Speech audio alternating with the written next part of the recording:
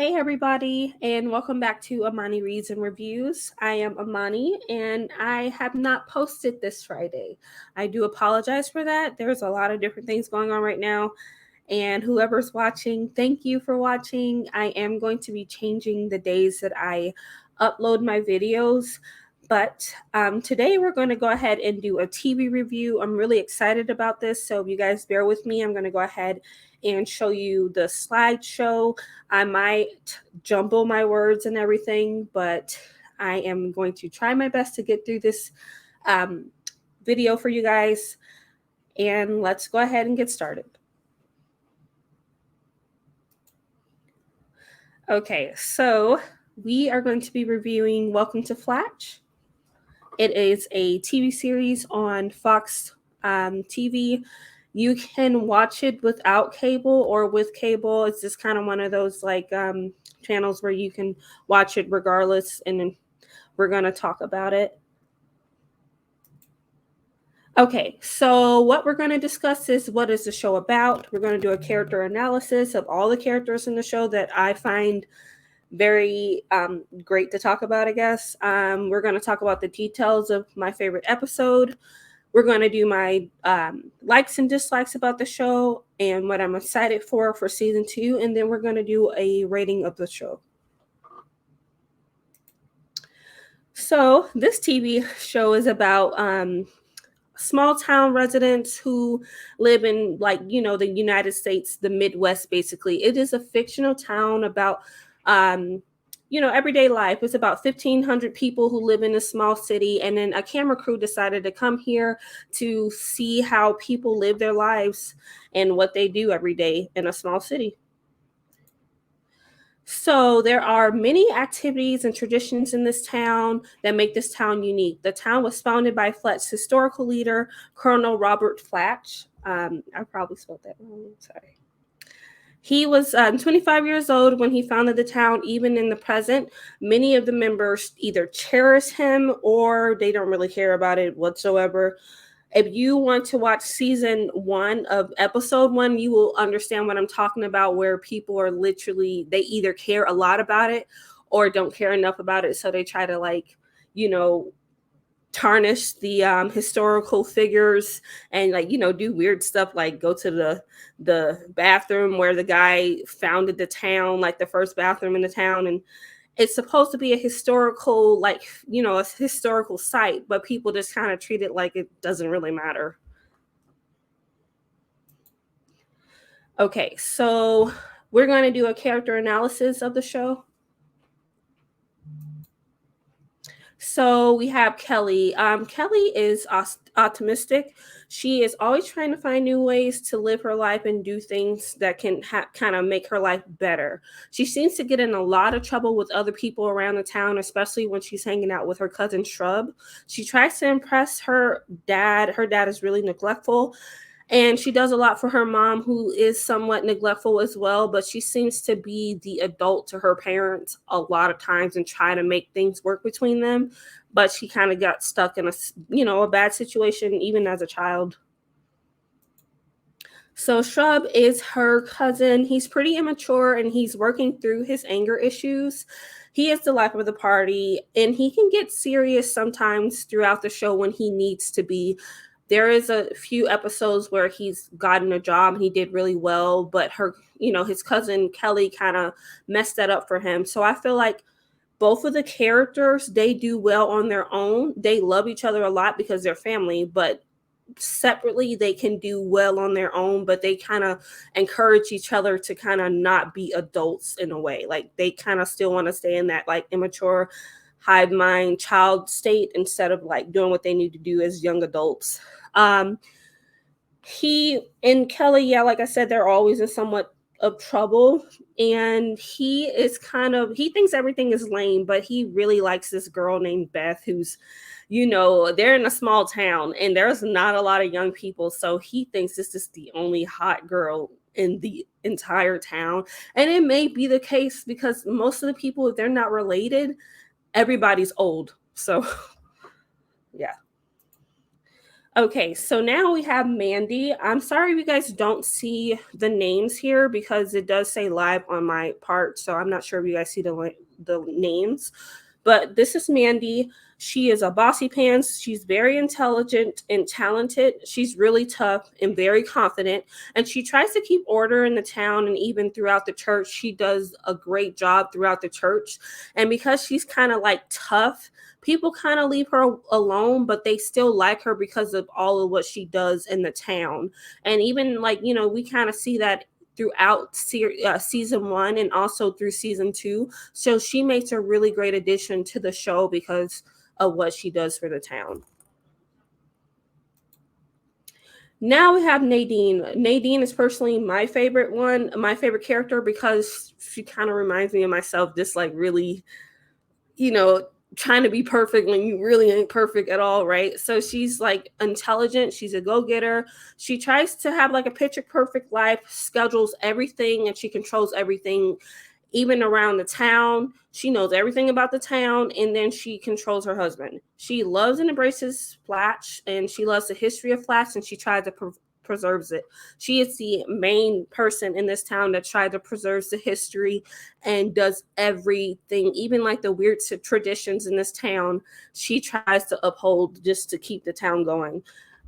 She believes that she's better than most of the town's people, which in a way she somewhat is because everything she has accomplished, she's done on her own, she's succeeded in, but at the same time, she is kind of mean. Like she's really mean. She tried to make like, she tried to make other people like she's like kind of condescending to other people, but in a way she's like really creepy because like what she cares about is like so strange where everybody else in town just like calm down, like it's not a big deal, but for her she will literally snip your hair and put it in a historical like a historical site just to say, hey, these are Flatch's family members, these are the people who founded Flatch. So she's like really obsessed with her city and her town, which it makes sense, but it's kind of weird. She and Kelly does have like rivalries where they're always competing against each other. But luckily for Nadine, she always wins. On the other hand, Kelly, she doesn't win and she takes it personally. So, yeah, we're going to go to Mickey. Mickey is also very intelligent. He has a fact about every random thing that is either historical, TV related, anime related, anything that you can think about. This guy has an answer for or he knows about. He's savvy on current events, like season, the first episode, he was talking about like trading through, what's that called? Like the virtual money thing. He knows about that. He's pretty intrusive, but he's really friendly. So like he'll just butt into people's conversations without really knowing, knowing if they want him to talk. But luckily he lives in a small town, so people don't really like care about it. They actually welcome him. He's really like friendly and people really like him. Now, on the other hand, Shrub and him, they are supposed to be good friends on Mickey's behalf, but Shrub don't really care too much about Mickey because he just thinks Mickey is lame and he's upset because Mickey and Beth started dating and, he don't like that, obviously. But, Mickey always still looks out for Shrub, just like most of the town try to look out for Shrub. I really like this character because he is not like a traditional role of a black guy. Like normally when I watch stuff with like black men in it, they're always like overly handsome. They always got like the nice faded haircut. They're either really tall, very like muscular, and they always either play the same role like the bad guy, the good guy, the what else? The hot guy, the guy who's in prison, the murderer, something like that. He's just an everyday guy. Like if I walk out of my small town right now, I would see a guy who looks just like Mickey. So honestly, like he's pretty cool and he's very impressive and sweet and pretty realistic for a country town, pretty much. Now, this is Beth. Beth is very closed off from society. And like I said, she's kind of like the hottest girl in town because you count Kelly being related to pretty much everybody and also Shrub. Yeah, she's the only girl in town who's like not Kelly, and who's still young. She grew up homeschooled and she didn't know what Harry Potter was or Oprah until she was of age. Like, I think they're in their early 20s, maybe like 19ish, but they're like really young. They're like around my age somewhat. She's pretty quiet and she's trying to maneuver life as a young adult. She did go to hair school and she's kind of in this love triangle with Shrub and Mickey. And I find it really funny because like she dates both of them not on her accord, but because they decided, hey, you want to go out? She's like, okay. She's pretty much down for anything, but she's just so quiet. Like she doesn't really like stand her ground for much of anything. Now, I feel like her character will definitely develop because I kind of really like Beth's character. She's kind of like, okay, but she makes a good impact in the show where she's not too funny, but she's funny. So I feel like her character would most likely develop in the show. I will say, I feel like her and Shrub most likely will get back together. If you guys are up to date with this show, you'll kind of see why I say that, especially in season 2.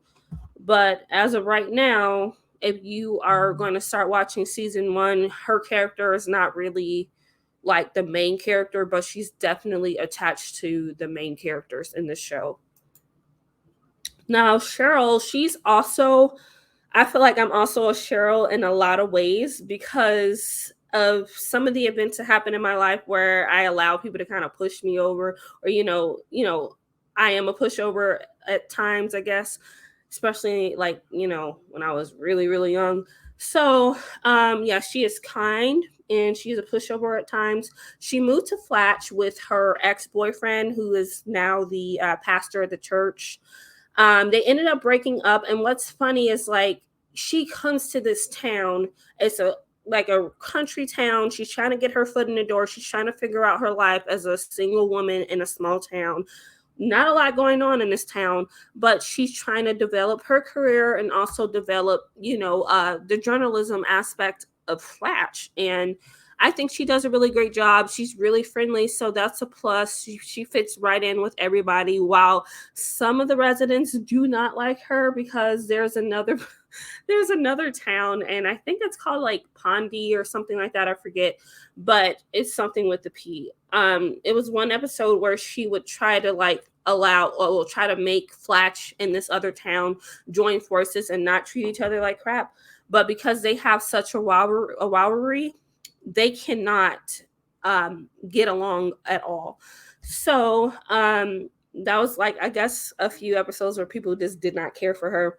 But she is pretty awkward, but she's really confident about it. Like she doesn't care that people think she's awkward, and she's kind of a nerd, but like not in a nerd as Mickey, but she's just kind of like just really awkward, and she's just trying to like, but it's just in a really strange way. Okay, so, and yeah, she's a journalist.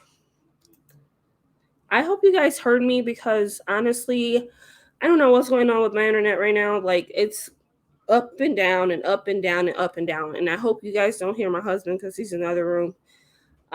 Yeah, this is just a crazy type of video today. I don't know what's going on, and I do utilize StreamYard, so I'm trying my best here. So let me see. This is Father Joe. He was in a Christian band as a youth. He's the pastor of the local church in Flatch. He loves God and the people of Flatch, and he wants to have a personal life, but he can't because he's really like passionate about God, passionate about Flatch as a town, especially him moving with Cheryl. They ended up not working out, as we know. But he's just trying to maneuver his life as well. So it's a lot of developing, and throughout the characters, everybody's trying to fit into Flatch. Everybody's trying to make Flatch better. And sometimes some of the characters are trying to like kind of regressing, like they really don't want to like get better. And a lot of them are old. Like there's a lot of older people and this show, and I wish that I would have talked about all the different older characters, but they just blend so well with the main characters. It's like pretty redundant to really talk about them. um Anywho, so this guy's kind of a pushover himself. He's kind of really he tries to get along with other people, but he kind of lets people push him around, and we see that throughout season 1 until he starts to put his foot down and like try to respect himself a little bit. But he really enjoys people. He really enjoys his job. And honestly, if I ever went back to church, I would love to have a pastor like this, because he just seems like he cares a lot about people. He cares a lot about God, and like it's not overkill of Bible thumper type of stuff. I will say with Mandy, like the way she describes some of the stuff in the Bible is absolutely hilarious. But Father Joe, he's a pretty cool guy. Now we have Kelly's dad, which is like the worst character in this show. I absolutely could not stand this guy. He's like the worst thing that's happened to any show I watch. I really don't understand why this character is in this show. And I feel like it may be something where Kelly starts to take up for herself.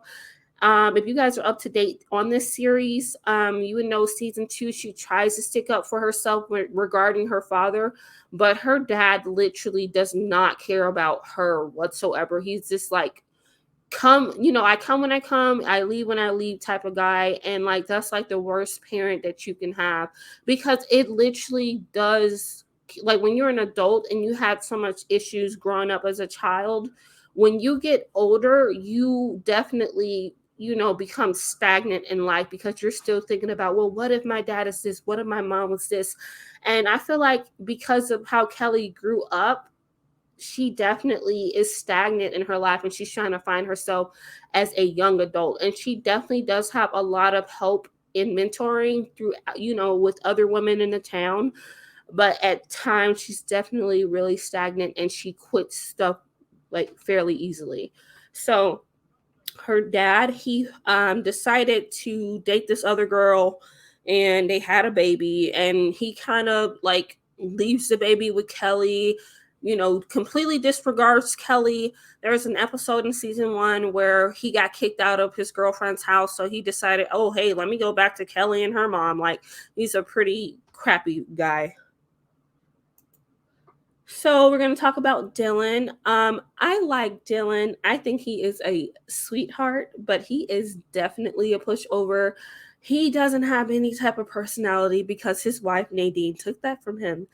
He's in a controlling marriage. Like, he cannot be a man. He cannot like things because his wife is so picture perfect. And because this is a small town, he was pretty much the eligible bachelor for Nadine, and they got together. Nadine literally nitpicks at everything this man does. And if you guys are following the series, you can kind of tell that he's trying to gain a voice, especially in the few episodes in season 2. But he's still very much what do they call men who let their wives control them? Hey, I don't know, like controlling from a man's point of view and a woman's point of view, that's messed up. Don't control your spouse like they a dog. Don't do that, because there's a lot of people, like a lot of men like women who soft spoken. I'm definitely not. Like, I can be soft spoken in a way, but when I got something I gotta say, it's gonna be said, And I feel like basic human instincts, everybody does that. And it's not a black or white thing, and it's not a pink or yellow thing. It's just a human thing that we all do. So controlling people, that ain't it. And then they have kids. And like the kids, they're gonna grow up in that type of like environment, and then they're gonna be like, okay, well, we're gonna just, do what mom does to dad, that ain't cool. And yeah, he's a sweet guy. He's just really, really lost. And when you live in a small town, you don't expect much. So like getting married young, starting a family is pretty much what you have to do. Working is pretty much what you have to do. Like, is this what you do? So we're gonna talk about my favorite episode, the details of my favorite episode. My favorite episode is episode 5 from season 1, and this episode is crazy, but it is hilarious. This episode is crazy. And what you see in a small town. So it's about superstition, rekindling weird friendships, and even robbing the town's elderly and youth population with magic equipment that is pretty useless. I don't want to say the C word because I don't know if that's like offensive. Because when I was writing in Grammarly, they're like, "Oh yeah, that's offensive," So I'm not trying to trigger nobody. So this equipment is pretty useless, and it may look cool, but it doesn't work. And even Shrub, he tried to use like a box that it's like a disappearing box. He put a $20 bill in it, and he wasn't even able to get his money back because he was trying to impress Beth. So the episode starts off with Kelly and Shrub. They're watching The Notebook, and they truly thought that The Notebook was like a literal notebook. I'm a literal person too. I've been my entire life. So I remember one time I was talking about the palm and like the Bible with my aunt, and I was like, I thought it was like actual palm on your hand, but they were talking about a dang on tree, a tree palm or whatever. So yeah, I'm the same way. So the next day, what happens? They stumble upon this magic store. And what's funny about this store is that it's actually a smoke shop. But because this is a small town, and the man who owns the store, he is trying to make money. So he knows that in a small town full of people who are just like everyday people who don't know anything about smoke shops, he literally hustles magic equipment to other people, like to the townspeople. So Kelly and Shrub stumbles upon the store, and they immediately say, yeah, this is lame, this stuff doesn't work, it's not real. And then Kelly sees Dylan. So Kelly and Dylan have this weird relationship where they were really great friends as children until Dylan and Nadine got married, basically. So before then, they were really great friends, but Nadine popped into the picture. So when Kelly realizes Dylan really likes all this magic stuff, he decides that, she can help him. So they start to help each other do this magic trick or this magic show for the elderly population. It wasn't at the church, it was actually at the nursing home. So yeah, I already said that they have this weird relationship. See about this. Now, Shrub, on the other hand, the other part of the show, Shrub and Beth, they go on a date and they go to this Chinese restaurant.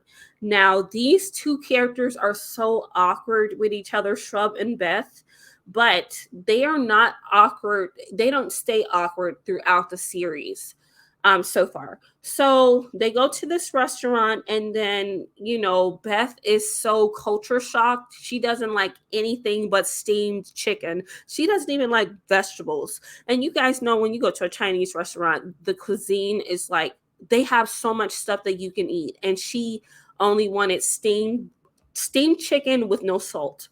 And when I tell you, when Shrub looked at her, the way he looked at her, it made me laugh so loud. I was like, come on now, like you like her. So you gotta like every strange thing about her because you like her, right? So guess who shows up to the restaurant? Mickey and his grandmother. And throughout this season of the series, the grandmother and Mickey, they are so funny and so sweet with each other. They are a really great a really great cast members in the show because they're just hilarious. So they show up and they decide to sit with Shrub and Beth. So instead of Shrub and Beth having a date, they now have this like foursome thing going on where Mickey's grandma's there, Mickey's there, Beth and Shrub are there, and they're all entertaining each other. And Shrub is not happy about it because Mickey is the star of the show. Like normally what happens every time Mickey comes around, he's literally the star of the show, and he doesn't mean to be, but he's extremely intrusive. And that's, I already described that about him. He's definitely intrusive. He doesn't know that enough is enough. And like the thing is, sometimes he understands, but because he believes him and Shrub are best friends, he thinks that he can just kind of go as he pleases because Shrub and him are best friends. So yeah, In order to impress Beth, Shrub decides to pull out this magic box and put his $20 bill in it. He asks Mickey if Mickey had $1, but Mickey believes that paper money is pretty gross, which it is. I mean, it's been how many centuries and years? Like, yeah, it should probably retire, because it is pretty gross, to be honest. So he puts the $20 bill in his magic toy, and everybody's just astonished by it, even people at the other table. And then what happens is he doesn't get the money back. The machine doesn't work. So Mickey starts to do all these crazy little origami tricks with the napkins at the table. And in order to make Shrub feel better, Mickey says, "Oh, look, Shrub taught me how to do a monkey." And Beth goes, "Oh, well, can you do one too, Shrub?" So everybody's just coming to the table, and it's like a huge production of Mickey making all these tablecloths. And then Shrub gets into this huge, like, heated argument. He's like, "Oh, sit down," and, "Oh, Mickey, you're messing up everything," stuff like that. And then Mickey like responds with like, "My bro." Like, he always calls Shrub my bro. Like, this is what they do. So there's another clip scene where Mandy is at the nursing home because she asks Father Joe can she also participate in the elderly night at the nursing home.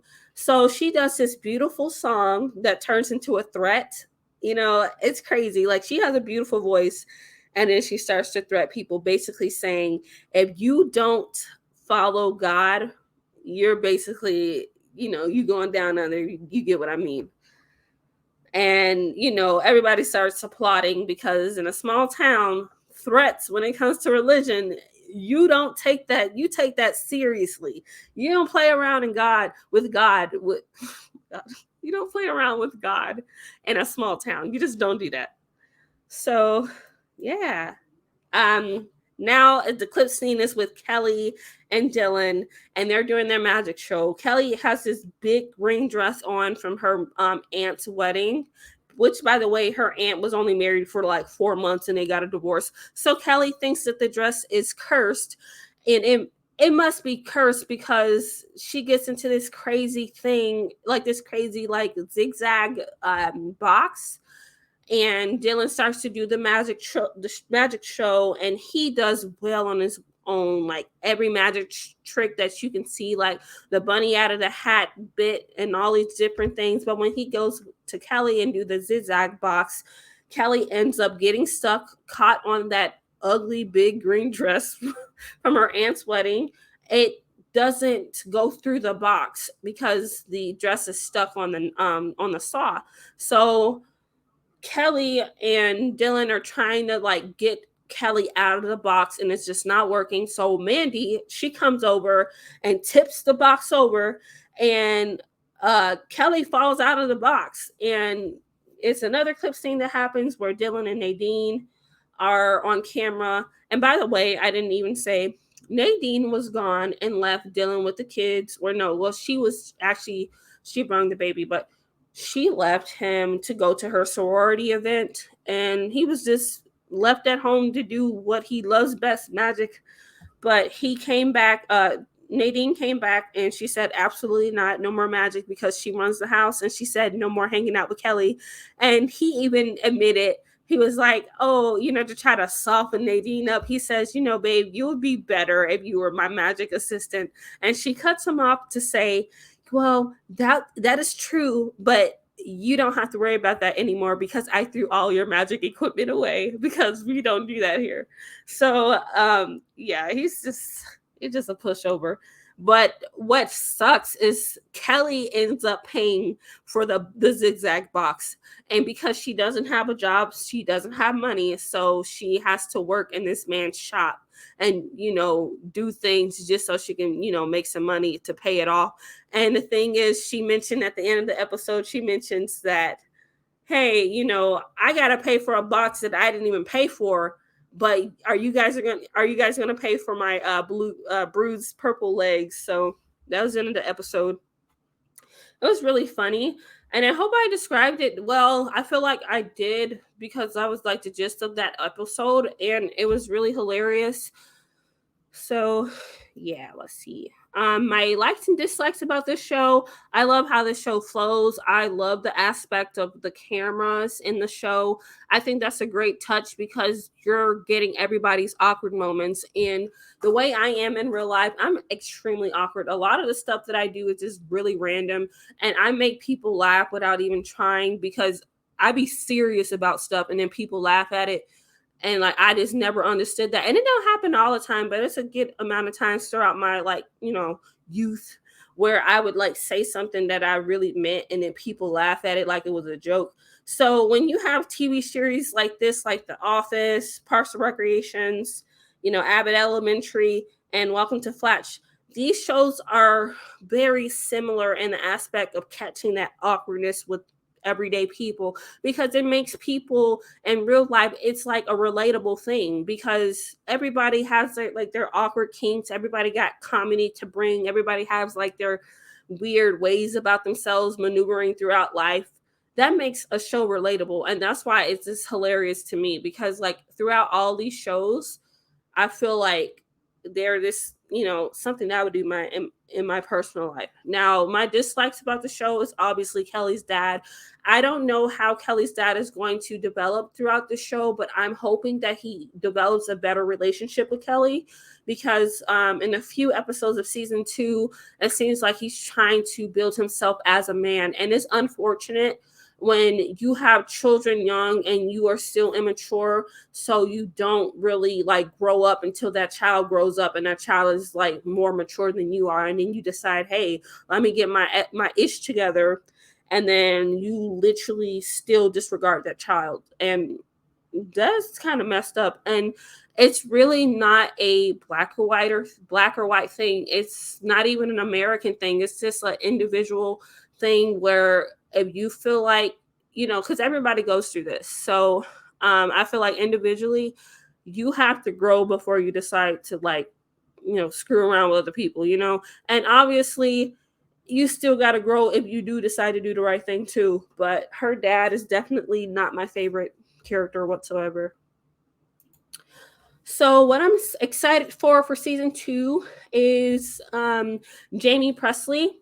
I really loved her and My Name is Earl. And then Mom, there's a show called Mom on FXX. And me and my husband, we really like that. We used to watch that all the time, like 2 years ago. Even like, recently we just kind of watched it if it's on TV. But it's a really good show. And she is just she's a really great actor, and she's just really funny.